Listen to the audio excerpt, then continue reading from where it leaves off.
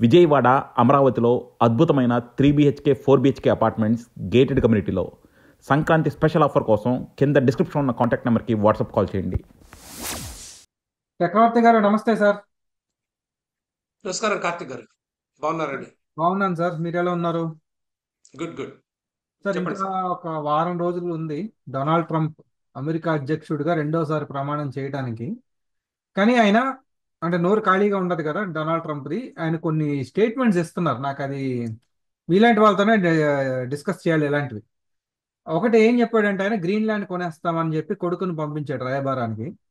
రెండోది కెనడాని ఆ, ట్రూడోని అప్పటి ప్రైమ్ మినిస్టర్ ట్రూడోని గవర్నర్ ట్రూడో అని సంబోధిస్తూ కెనడాని 51st స్టేట్గా మాలోకి ఎనెక్స్ అయిపోండి అని చెప్పి, అంటే ఒక రిపబ్లిక్ కంట్రీని వాళ్ళ సార్వభౌమాధికారాన్ని ఛాలెంజ్ చేశాడు. గల్ఫ్ ఆఫ్ మెక్సికోని కూడా గల్ఫ్ ఆఫ్ యునైటెడ్ స్టేట్స్ కింద మార్చేస్తాను. పనామా కెనాల్ని లాక్కుంటాను. మొన్న చనిపోయారు కదా Jimmy Carter, he gave it away అని చెప్పి గట్టిగా అరిచేసి పనామా కెనాల్ని కూడా లాక్కుంటాను. అంటే ఈ వరల్డ్ ఆర్డర్ని అమెరికా ప్రెసిడెంట్ అనేవాడు ఇలాగా ఇష్టం వచ్చినట్టుగా నోరు జారుతూ ఉంటే ఈ వరల్డ్ ఆర్డర్ దెబ్బతినదా? లేనిపోని బుల్లింగ్ కాదా ఇది? ఎలా చూస్తారు సార్? 100% అండి. American presidents have a long history. America అంత పెద్ద దేశం కావడానికి గత అధ్యక్షులు ఆమ్, బలం అంటే America doesn't have a history of occupation అండి. ఏది దేశాన్ని ఆక్రమించడం అనేది లేదు.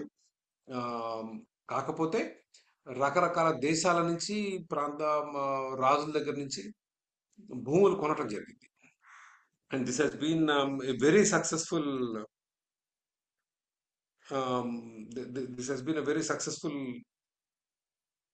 way in which US has expanded. I quickly checked on the internet and sorry, not Greenland. ఏడుగురు అమెరికన్ ప్రెసిడెంట్లు acquired a vast area of lands. Thomas Jefferson, who is the founding father of the United States, ఆయన 8 లక్షల square miles land he has acquired 1800 1801 or 1803లో. Louisiana ఏదైతే ఉందో ఆ ప్రాంతం అంతా, లూయిజియానా ప్రాంతం అంతా ఆయన కొనటం జరిగింది. And purchase it from France for $15 million. $15 million మొత్తం కొన్నాడు లూయిజియానా అంతా. అట్లాగే జేమ్స్ మాన్రో అక్వైర్డ్ ఫ్లోరిడా. ఎవరి నుంచి? స్పెయిన్ నుంచి. ట్రీటీ వాళ్ళతో ఒప్పందం చేసుకున్నాడు. జేమ్స్ పోల్క్ అక్వైర్డ్ టెక్సస్ మెక్సికోతో యుద్ధంలో it wanted to become a separate country. దీన్ని అనెక్స్ చేశారండి. దీన్ని ఆక్యుపై మన హైదరాబాద్ స్టేట్ ని ఇండియా ఎట్లయితే అనెక్స్ చేసిందో టెక్సస్ ని జేమ్స్ పోల్క్ అనే అమెరికన్ ప్రెసిడెంట్ అక్వైర్ చేయడం జరిగింది. అట్లాగే కాలిఫోర్నియా, అరిజోనా, న్యూ మెక్సికో ఇవి కూడా ఆయనే చేశాడు ఆయన కాలంలోనే. So huge areas have been brought out. Arizona was also bought from Mexico. అట్లాగే Hawaii through some resolution, joint resolution చేశారు. Roosevelt has made an agreement for Panama canal which Carter again have given up. Panama canal ఒక 10 మైళ్ళ strip agreement ద్వారా, because Panama canal trade కి చాలా ముఖ్యం అండి. అవును. ఇవాళ ట్రంప్ కూడా దాని గురించి గొడవ చేస్తున్నాడు. Was bought under Theodore Roosevelt in 1901. దాని తర్వాత కెనాల్ కట్టడానికి వాటికి. But it went back to Panama now. Woodrow Wilson Virgin Islands. ఇట్లా అమెరికా అధ్యక్షులు అమెరికా టెరిటోరీని విస్తరించడంలో చాలా ముఖ్యమైన పాత్ర పోషించారు. And I think Trump gets inspired. వాళ్ళ స్ఫూర్తితో ఈ మాటలు మాట్లాడుతున్నాడు. కానీ అతని నోటి దురుసు అనేది చాలా నష్టం చేస్తుంది. అండ్ గతంలో ఆయన అధ్యక్షుడిగా ఉన్నప్పుడు కూడా ఇట్లాగే మాట్లాడేవాడు. ఇంత నిర్లక్ష్యంగా, ఇంత బాధ్యతారాహిత్యంగా ప్రపంచంలో అత్యంత శక్తివంతమైన దేశానికి అధ్యక్షుడు మాట్లాడటం అనేది ఈజ్ చాలా బాధాకరమైన విషయం. And it's deeply troubling. And what I do not know is how do you stop him. ఈ రోజు ఆయన ఆపగలిగే డెమోక్రాట్స్ ఎవరు ఆపలేరు. సో వాళ్ళ సొంత పార్టీ వాళ్ళు గుర్తించి ఆయన మీద ఒత్తిడి తెస్తే తప్పితే కాంగ్రెస్ లో it is not going to be easy. ఏమంటే కెనడా అమెరికాతో మెర్జ్ అయ్యేది యుఎస్ లో ఉన్నప్పుడు అందరు ఎప్పుడు జోకులు వేసుకుంటారు. పెద్ద తేడా ఏముండదు కెనడాకి యుఎస్ కి.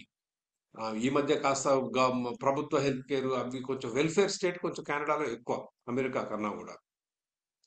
బట్ మీరు అమెరికా నుంచి కెనడాలో డ్రైవ్ చేస్తే మీకు ఏదో పెద్ద వేరే దేశానికి పోయినట్లు ఎక్కడ అనిపించదు. కల్చరల్ షాక్ ఆ, ఉండదు. కాబట్టి Canada is an American state అనే అనే జోకు చాలా కాలంగా ఉంది. కానీ అది అయ్యే పని కాదు. I don't think it's going to happen. Greenland కూడా వచ్చేది కాదు. ఈయన 4 ఏళ్ళలో ఆయన కలలు కన్నారు. కానీ ఆయన మాటలు చాలా నష్టం చేస్తున్నాయి. Because an American president is the most powerful man on the planet. అతని మాటకు చాలా విలువ ఉంటుంది. అతని మాట సరిగ్గా లేకపోతే ఇట్ ఈస్ మీరు అన్నట్లు బుల్లింగ్, బెదిరించడం, ఆ నోటి దురుసు is not suitable for an American president of all the people. But ఆయన క్యాంపెయిన్ అయినా ఆయన స్టైల్ అయినా మొదటి నుంచి అట్లాగే ఉంది కాబట్టి కొంత అంత సీరియస్ గా తీసుకోరు జనాలు. But still I think it is very damaging. It's irresponsible, బాధ్యత రాహిత్యం. సార్ అంటే మీరు చెప్పారు కదా ఎవరు కంట్రోల్ చేస్తారు. ఆ, ల- గమ్మత్ ఏంటంటే ప్రెసిడెంట్ ఆఫ్ మెక్సికో క్లాడియా ఏమా ఆవిడ గట్టిగా ఒక స్లిప్పర్ షాట్ లానే చెప్పింది ఆన్సర్. గల్ఫ్ ఆఫ్ మెక్సికోని గల్ఫ్ ఆఫ్ అమెరికా కింద మారుస్తాము అంటే అమెరికా ఏర్పడడానికి ముందరే ఇది Mexican area, Mexican states, United States of America కాదు, యునైటెడ్ స్టేట్స్ ఆఫ్ మెక్సికో అని మార్చుకోండి కావాలంటే అని చెప్పి. అంటే ఈ ఈ ఈ మొత్తము దీనిలో నాటో నాటో తరపునున్న అది ఎవరైతే ప్రెసిడెంట్స్ ఉన్నారో వీళ్ళందరూ చోద్యం చూస్తూ ఉండడం కూడా I mean take it for granted గా అవుతుంది అనుకోవాలా. అంటే అంతర్జాతీయంగా ఒత్తిడి పెట్టే అంత శక్తి ఇప్పుడు ఏ దేశాలకు ఉంది? ఇప్పుడు నేటో కంట్రీస్ కూడా ఆ యుక్రెయిన్ వార్లో, రష్యా వార్లో తలమునకలై ఉన్నారు. ఇప్పుడు ఈయన వస్తే అక్కడంతా గందరగోళం జరగబోతుంది. బికాస్ ట్రంప్ ఒకటి రష్యాకి కొంచెం ఫేవరబుల్ మొదటి నుంచి కూడా. యుద్ధాన్ని ఆపే పట్టుదలతో ఉన్నాడు. ట్రంప్ ఆఫ్ఘనిస్తాన్లో కూడా యుద్ధం ఆపాడు. మీకు గుర్తుందో లేదో అమెరికా చేస్తున్న యుద్ధం అక్కడ. బైడెన్ ప్రభుత్వంలో ట్రూప్స్ వెనక్కి వచ్చిన యుద్ధం ఆపే ప్రణాళిక మొత్తం ఆ, ట్రంప్ ఆ, అధ్యక్షుడిగా ఉన్నప్పుడే జరిగింది. Trump generally anti war and Trump doesn't like ప్రభుత్వం విదేశాల మీద వాళ్ళ రక్షణ కొరకు పెట్టే ఖర్చు మేము పెట్టాం అనేది అతని విధానం. నాకు దాంట్లో పెద్ద అభ్యంతరం కనిపించదు. నేటో దేశాలకు కూడా మీ యూరోప్ లో మీరందరూ కొట్టుకుంటుంటే మేము మీకు $10 బిలియన్ ఎందుకు తగలబెట్టాలి? అట్లాగా కెనడా మీద కూడా అదే అదే వాదన. మీరేమో వెల్ఫేర్ స్టేట్లు ఇవన్నీ చేస్తూ దుబారా ఖర్చులు చేస్తారు, మిమ్మల్ని మేము రక్షించాలి. ఏది మా డిఫెన్స్ ఎక్విప్మెంట్ తోటి. Why should we protect you? మీరు మీ ప్రొటెక్షన్కి అయ్యే ఖర్చు మాకు ఇవ్వండి, మిమ్మల్ని ప్రొటెక్ట్ చేస్తాం. లేకపోతే మిమ్మల్ని మీరు ప్రొటెక్ట్ చేసుకోండి. It is logical. నాకు దాంట్లో పెద్ద అభ్యంతరం కనిపించదు. హవెవర్ ఈరోజు నేటో కానీ కెనడా కానీ ట్రంప్ నోరు మూపించే సాహసం చెయ్యవు అనుకుంటాను. చేసే శక్తి కూడా వాటికి లేదు. సో చేయాల్సింది ఇంటర్నల్లీ జరగాల్సిందే. ఇంటర్నల్లీ ప్రత్యేకంగా కాంగ్రెస్ ఏమైనా ఒత్తిడి పెడితే మార్పు ఏమైనా వచ్చిద్దేమో చూడాలి. కాకపోతే కొత్తగా ఇప్పుడే ప్రెసిడెంట్ గా రాబోతున్నాడుగా, కొంత యుఫోరియా ఉంటుంది. సెలబ్రేటరీ కొంత ఫ్రీడమ్, ట్రంప్ కొంత ఫ్రీడమ్ ఇవ్వటం అనేది అనవాయితీ అమెరికన్ పాలిటిక్స్ లో. ఎప్పుడు కూడా కొత్తగా ప్రెసిడెంట్ వచ్చినప్పుడు అతను కొంత వెసులుబాటు కల్పించడం అనేది చట్టసభలు చేస్తూ ఉంటాయి. ఆ, వాళ్ళు క్యాంపెయిన్లో చేసిన వాగ్దానాలు కానీ ఇతరత్ర కానీ ప్రజాస్వామ్యయుతంగా నడిచే దేశం కాబట్టి కొత్త ప్రెసిడెంట్కి కొంత వెసులుబాటు ఇస్తాయి. అయితే one thing very important that everybody should notice, America అధ్యక్షుడికి ఇతర దేశాల్లో ఉన్న అధ్యక్షులకి వ్యత్యాసం అంటే అమెరికా అధ్యక్షుడి పవర్స్, అధికారాలు ఇతర దేశాలకు ఉన్నంత ఉండవు, చాలా మితంగా ఉంటాయి. Congress has lot of power అమెరికాలో. The senate house lot power.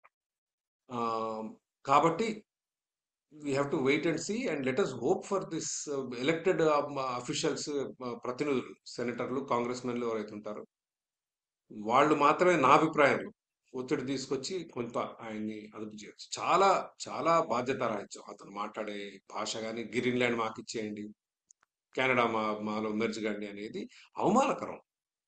అక్కడ ఉండే వాళ్ళకి, ప్రజలకి చాలా అవమానం. రైట్. చూద్దాం సార్, మీరు చెప్పినట్టుగానే ఇక్కడ కాంగ్రెస్ ముందు కాళ్ళకి ఆ, బంధనం వేసేస్తుందనే అనిపిస్తుంది. ఎందుకంటే ఏ బిల్స్ కూడా పాస్ అవ్వడానికి I don't think he has enough majority. చూద్దాం మరి ఏం చేస్తాడు ఆయన. ధన్యవాదాలు సార్ చక్రవర్తి గారు. థ్యాంక్ యూ కార్తిక్ గారు.